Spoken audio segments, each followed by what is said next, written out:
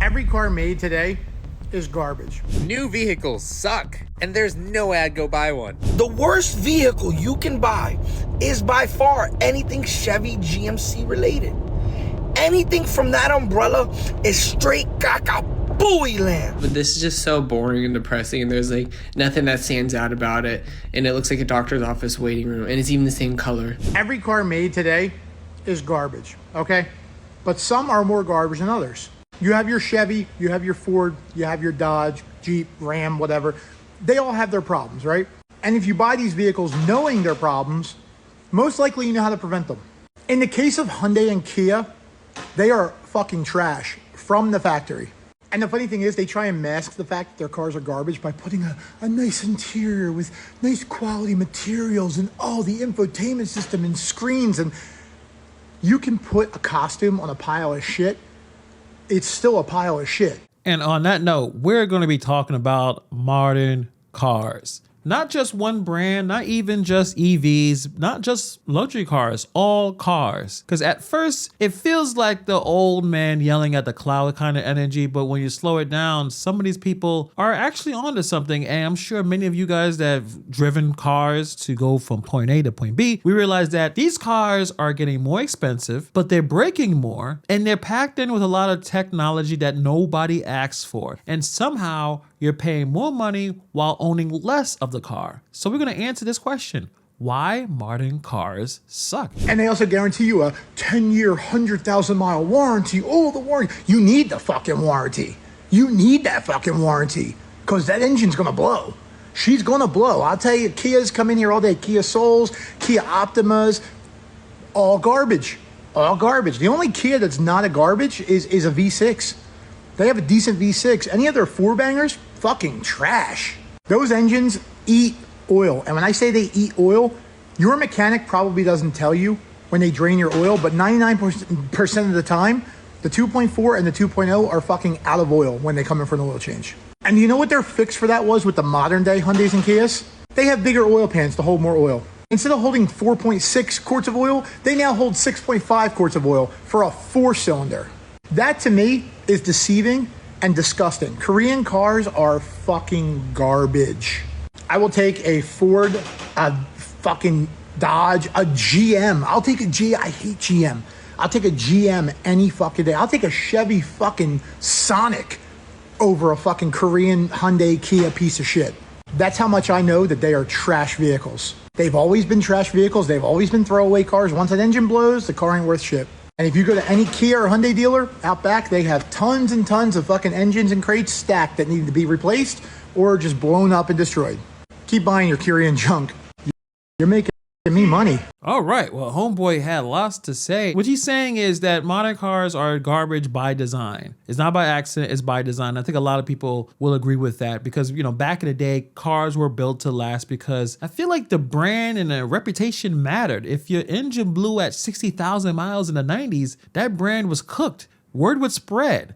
I mean, it didn't need social media back then, but now it seems like manufacturers expect you to lease. They expect you to trade in. They expect you to stay in debt. So instead of building a car for 20 years, they're building it for the payment cycle. That's why warranties are longer now. Not because the cars are better, because they know things would fail. It's like the iPhone, knowing that after 2 years, they're going to make that battery doesn't last as long because they want you to get that new iPhone. It seems like it's all by design. Engines burning oil, transmissions acting weird, electronics glitching. I mean, I had a Jeep Liberty 2010. I had it until last year. I had to change the transmission. That Jeep gave me tons of problems. It was not a good vehicle. It had good memories, but it wasn't a quality vehicle. So what us average drivers don't even know what's really going on with these cars because everything is software controlled. So when people say modern cars are built to fail, what they really mean is that they're built to be used, not owned. And what this guy's saying, especially with the Korean cars, he's saying don't even buy them. So this guy's going straight to Hyundai and Kia, talking about their trash from the factory.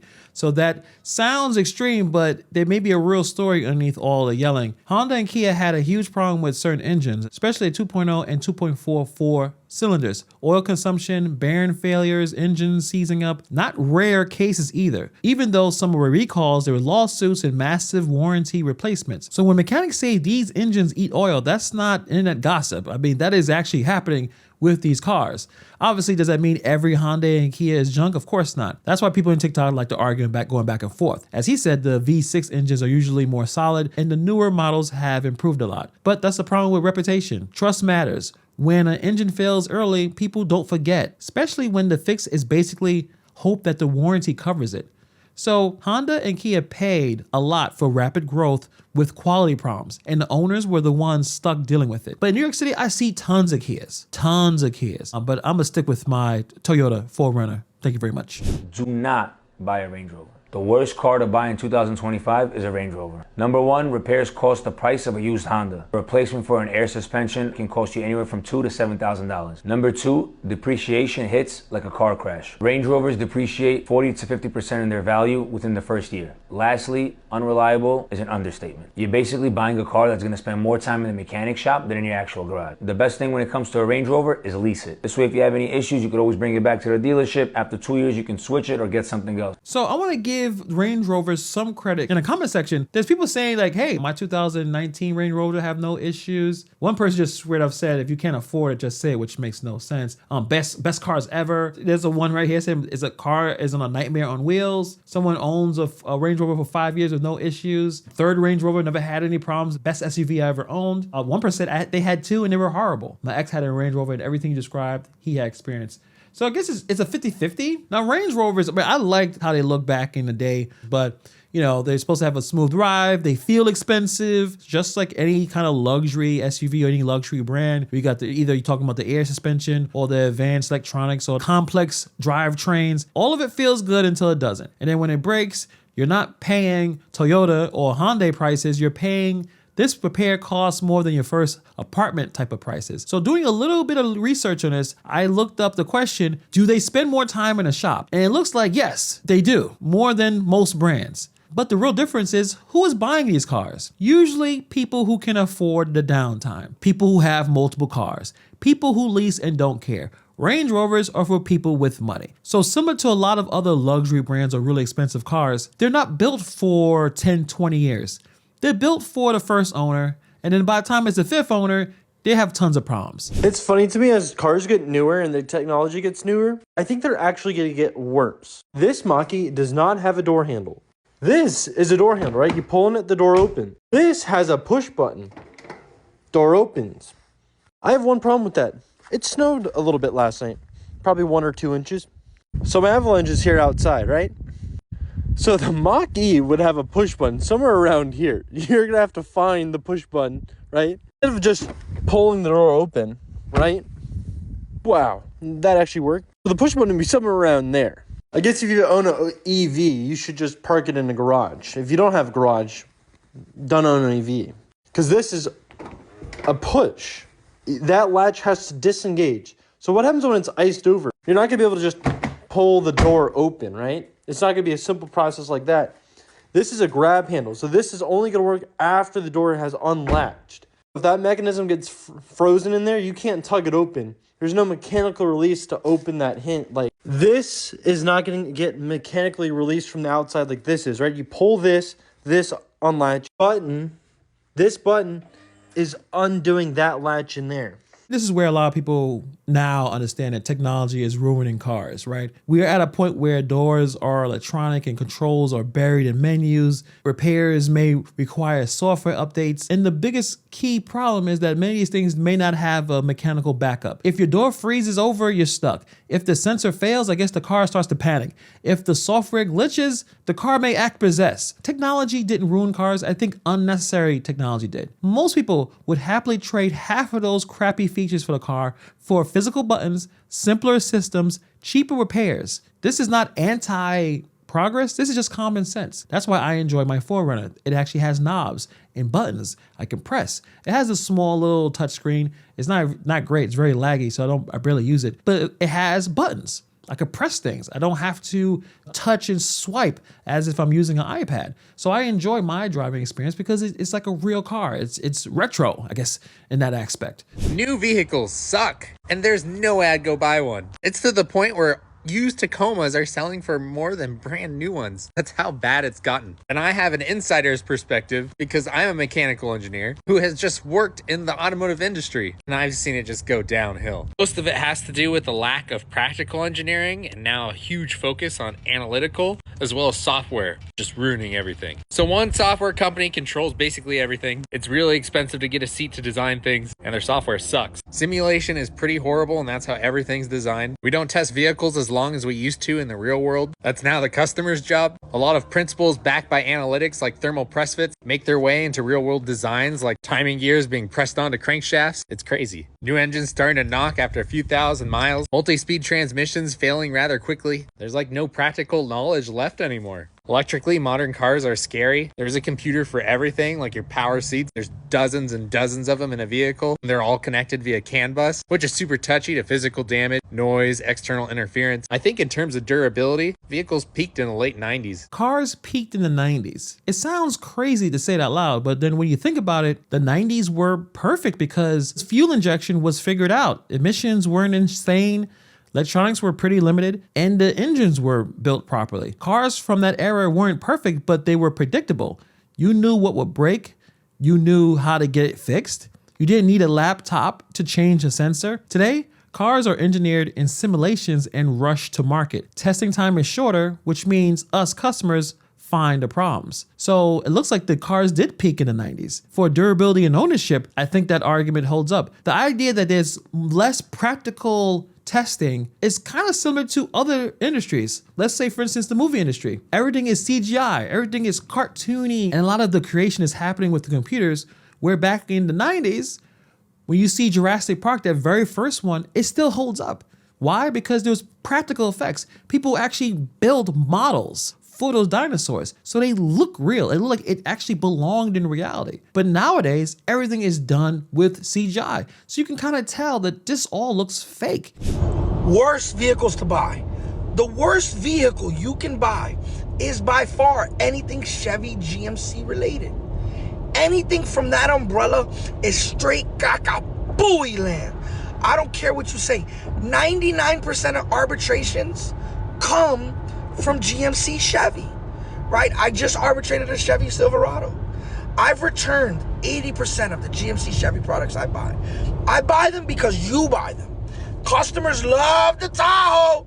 They love the Silverado. They love the terrain. They're bogus.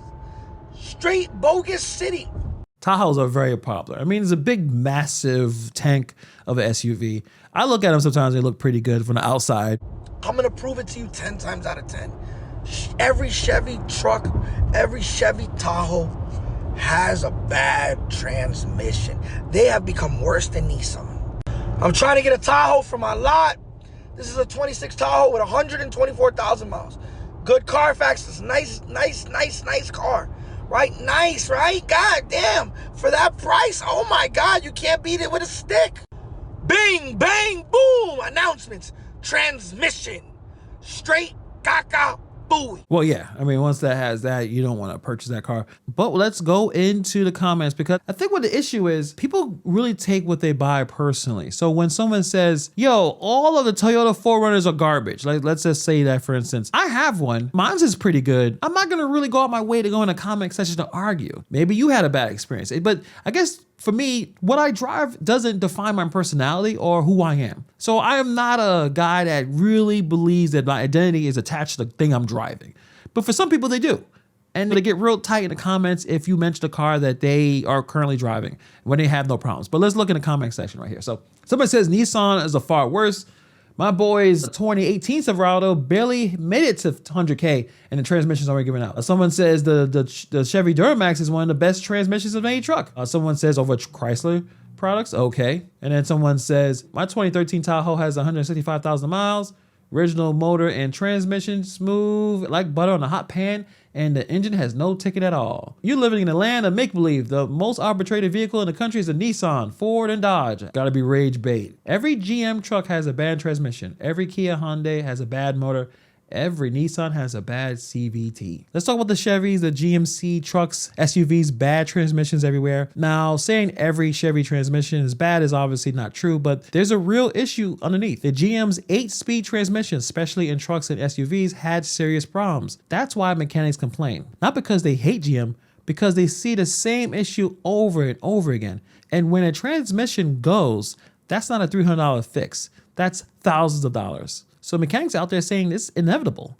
They're not exaggerating. And also the frustration is real. A truck is supposed to be durable. I mean, that's the whole selling point. Remember, when people spend truck money and get car level reliability, they feel burned because they have no money. It's too expensive. Man, tell me who the fuck wants a car that they can just turn off whenever. So by they, I mean the government, motherfucker. By they, I mean the law enforcement. By they, I mean anyone who has a fucking ability to hack into your shit and turn your fucking car off while it's driving. It's like, oh shit, let me just get the most brand new 2029 fucking dip-tard, little wiener ass cornball mobile, bro. Like, nobody wants that goofy ass shit, dog. Next fucking chip shortage, God forbid. Fucking 90% of the cars didn't even work in COVID times. Oh no. Our big ass diesel truck, our gas trucks don't even fucking work because they depend on this stupid ass little chip that tells you when there's someone walking next to your shitmobile that's gonna break down in 3 days and rust in 4. The car industry is a fucking joke nowadays. And I know y'all know that shit. Any car guy, anyone who even in layman's, bro, who drive normal fucking cars know their dog shit. I mean, this guy's not wrong. Modern cars are very connected. You got the cell phone, you got your GPS, you have your software updates, remote access. That means features can be controlled remotely. The government going to randomly shut off your car tomorrow? No, I hope not. But the fact that that's even possible makes people uncomfortable. And I definitely understand that. Cars used to be purely mechanical. If it ran, it ran. Now software decides if you're allowed to do certain things. And the more connected a car is, the less it feels like something you fully own. We don't have the same control of our cars as we used to. Look at all of the subscriptions that you can do for certain things. I mean, obviously Tesla has it, BMW has it. I mean, to have seat warmers for certain cars, they want you to pay a subscription fee for it. The feature is in the car, but if you don't pay the monthly fee, you don't get the feature. That's crazy. Congress just killed the rules that are making cars ugly. For 50 years, DC's fuel economy mandates forced automakers into cookie cutter designs, turning every single SUV and crossover into the same boring blob or potato. And you can see it as you drive down the road. Every car looks the same. And the National Highway Traffic Safety Administration had this corporate average fuel economy called CAFE standards. And that's what caused all this. The result of the government trying to control the auto industry has led to decades of uninspiring design. Of course, there are some exotic and supercars like a Pagani, and if you know what that is, then that's an exception. But the average driver on the road is just like that. It's average. It's boring. It's time to make cars beautiful again. MCBA. All right, it's not MAGA, but thanks to President Trump's One Big Beautiful Bill, CAFE standards are gone. They're no longer enforceable, which means car designers can make cars creative again. They can make them cool again. They can build cars you want. And we could say those ugly, boring rules are gone. I mean, I just want a car that we can afford. I don't need the fanciest thing. I just need a car that could run well. You let me know in the comments below, what modern features do you think are the best? But I think my favorite modern feature is a remote start. That I can start the car and let it warm up when it's really, really cold, or let it cool down when it's really, really hot. That's it. I don't need everything else. Just the basics. And sell it for a decent price, and I think I would definitely be interested in buying it. And I think a lot of people would be interested in buying it too. Now, she's saying that modern cars look boring because of government rules, and I guess that's mostly true. There's a lot of standards. Fuel economy standards, crash standards, pedestrian safety rules, aerodynamics, all those pushes designers towards the same shapes. Rounded fronts, high hoods, thick pillars, similar proportions. That's why SUVs all look slightly different versions of the same damn potato. Ugliest cars, Volkswagen ID4. This one isn't even that ugly, but I feel like it just perfectly encapsulates the dullness and sadness that is modern society.